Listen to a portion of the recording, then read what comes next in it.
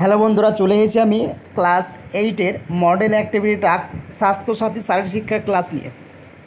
তো ডিটেলসে আমরা শুরু করব। তার আগে বললে কি, চ্যানেলটি যারা নতুন, চ্যানেলটি যারা সাবস্ক্রাইব করনি তারা অবশ্যই চ্যানেলটিকে সাবস্ক্রাইব করবে ও একটা শেয়ার করবে। দেখতে পাচ্ছ, শূন্যস্থান পূরণ করো। হু এর পুরো নাম কি? আমরা হু এর পুরো নামটা জানবো। এখানে কী হবে? World health organization. বিদ্যালয়ের পানীয় জলের উৎস সর্বদা বিশুদ্ধ ও সুরক্ষিত হতে হবে। স্বাস্থ্যবিধান হলো বিজ্ঞানসম্মত এমন একটি বিষয় যা জানলে শরীরকে সুস্থ ও সুন্দর নিরোগ রাখা যায়। এছাড়াও দেখে নেব, দরিদ্র পরিবারগুলির চিকিৎসা ব্যয়ের 60% কী হয়? 60% খরচ হয় স্বাস্থ্যবিধানের অভাবজনিত জলবাহিত রোগের চিকিৎসায়। কোন দেশের জনসাধারণের জীবনযাত্রার মান উন্নত তার উপর নির্ভর করে এই দেশের মানব উন্নয়ন সূচক হয়। সঠিক উত্তর নির্বাচন করো। শিক্ষার্থীদের শরীরের আয়োডিন নাম ও খনিজ মৌলটির অভাবলি কী কী উপসর্গ দেখা দেবে? দেখো, চোখের ট্যারাভাব, পড়াশোনা পিছিয়ে পড়া, ক্লান্তিভাব, গলগণ্ড, সব কয়টি? আমার অ্যান্সার হবে কি, সব কয়টি সমস্যা হতে পারে। নেক্সট কোশ্চেন, কোন রোগটি আয়রন নামক খনিজ মৌলের অভাবে জনিত রোগ? আমরা আয়রনের অভাবে কোন রোগটা হয় দেখে নেব। আমরা রাতকানা রোগটা হয়। কোনটি বিভিন্ন ধরনের রোগ? অ্যান্সার দেব টিটেনাস।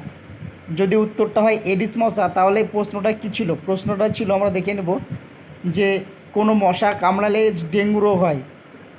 কোন মশা কামড়ালে ডেঙ্গু রোগ হয়? কখন কখন হাত ধুতে হবে? অ্যান্সারটা আমরা দেখে নেব 1, 2, 3 নংয়ের ক্ষেত্রে। নিজের মতো করে লিখো। নির্মল গ্রামের বৈশিষ্ট্যগুলি তালিকাভুক্ত করো। দেখো, নির্মল বাংলা অভিযানের প্রধান লক্ষ্য ছিল নির্মল গ্রাম গঠন। সার্বিক স্বাস্থ্যবিধান অভিযানের কাঙ্ক্ষিত লক্ষ্যে পৌঁছাতে উৎসাহ দেওয়ার জন্য ভারত সরকার 2003 সালের অক্টোবর মাসে নির্মল গ্রাম পুরস্কার চালু করে। নির্মল গ্রামের পরিবেশের বিশেষ কিছু বৈশিষ্ট্য হলো: 1, গ্রাম পঞ্চায়েত সভায় খোলা জায়গা মলত্যাগ নিষিদ্ধ বলে সিদ্ধান্ত গ্রহণ ও ঘোষণা করতে হবে এবং নিয়ম ভঙ্গকারীদের শাস্তির প্রতিবিধানও থাকবে। 2, প্রতিটি শৌচাগারে পরিষ্কার পরিচ্ছন্ন স্বাভাবিক আলো বাতাসের সংস্থান থাকবে। 3, ভাগাড় থাকবে জনগণ থেকে বিচ্ছিন্ন জায়গায়, সেখানে নিয়মিত নজরদারি দরকার যাতে রোগ জীবাণু ছড়িয়ে যেতে না পারে। 4, ব্যবহৃত জলের পুনর্ব্যবহার ও সবজি বাগানে ওই জলের ব্যবহার সুনিশ্চিত করা। 5, গ্রামের পরিবেশে নির্মল করে গড়ে তোলার জন্য বৃক্ষরোপণ ও সবুজায়নের উপর অধিক গুরুত্ব আরোপ করা। খ, বিদ্যালয়ের প্রতিটি শিক্ষার্থীকে সুরক্ষিত রাখতে কী কী পদক্ষেপ গ্রহণ করতে হবে? উত্তর নিগম, বিদ্যালয়ের পানীয় জলের উৎস সর্বদা নিরাপদ ও সুরক্ষিত হতে হবে। শৌচাগারের বিভিন্ন পরিচ্ছন্নতা ও সাবানের ব্যবহার। বালক ও বালিকাদের জন্য পৃথক শৌচাগার পরিচ্ছন্ন চালু থাকতে হবে। বালক বালিকাদের শৌচাগারে জলের বন্দোবস্ত থাকতে হবে। প্রতিটি শৌচাগারের ভিতরে বা নিকটে সাবান রাখতে হবে। হাত ধোয়ার ব্যবস্থা রাখার আগে ও পরে, শৌচাগার ব্যবহারের পরে হাত অপরিষ্কার হলে হাত ধোয়ার জন্য সাবানের ব্যবস্থা সহ জলের সংস্থান, নলবাহিত জলের ব্যবস্থা, বেসিন ব্যবস্থা প্রভৃতির বন্দোবস্ত সুনিশ্চিত করতে হবে। সর্বদা হ্যান্ড স্যানিটাইজার ব্যবহার করতে হবে এবং সর্বদা হাতে গ্লাভস ও মাস্ক ব্যবহার করতে হবে। বর্জ্য পৃথকীকরণ ব্যবস্থা, বিদ্যালয়ের ভিতরে কঠিন বর্জ্য পৃথকীকরণ দ্বারা পচনশীল অপচনশীল বর্জ্য পৃথক জায়গায় ফেলা এবং পচনশীল বর্জ্য থেকে সার তৈরির ব্যবস্থা রাখতে হবে। বিদ্যালয়ের সবুজায়ন, বিদ্যালয়ের পরিবেশ যেমন সবুজ হবে তেমনি বিদ্যালয়ের পরিসরে ফুলের বাগান, সবজির বাগান, ফলের গাছ থাকবে এবং শিক্ষার্থীরা গ্রামবাসীদের সাহায্য নিয়ে জৈব সার দিয়ে ওই বাগানের পরিচর্যা করবে। বিদ্যালয়ের অতিরিক্ত নোংরা জল বাগানে ব্যবহার করে বাগান ও গাছালি পরিচর্যার পড়ুয়াদের সামিল করতে হবে। বিদ্যালয়ের রান্নাঘরে ধোঁয়াহীন উনুন, শৌচাগারে পাম্প, বারান্দার পাম্প, নলবাহিত জল প্রভৃতির অত্যাধুনিক সুবিধা থাকতে হবে।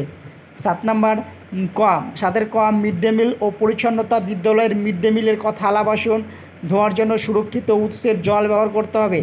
চাল ডাল আনাজ সবজি ধোয়ার জন্য সুরক্ষিত উৎসের জল ব্যবহার করতে হবে। রান্নার কাজে যুক্ত মহিলাদের রান্নার আগে সাবান দিয়ে হাত ধোয়া সুনিশ্চিত করা। ঘ, পড়ুয়ারা যেখানে মিড ডে মিল খায় তার সার্বিক পরিচ্ছন্নতা বজায় রাখা। রান্নার কাজে যুক্ত মহিলাদের পরিবেশনের আগে সাবান দিয়ে হাত ধোয়া সুনিশ্চিত করা। 8, বিদ্যালয়ের পরিচ্ছন্নতা। প্রতিদিন বিদ্যালয়ের শ্রেণীকক্ষ, খাওয়ার ঘর, শৌচাগার ও পরিসর পরিষ্কার পরিচ্ছন্ন রাখার জন্য কার্যকরী ব্যবস্থা গ্রহণ করতে হবে। 9, বিদ্যালয়ে স্বাস্থ্য শিক্ষা পড়ে বিদ্যালয়ের প্রার্থনা সভা ও শ্রেণী পাঠের সময়ের মধ্যে আবশ্যিক স্বাস্থ্য শিক্ষাদানের ব্যবস্থা রাখতে হবে।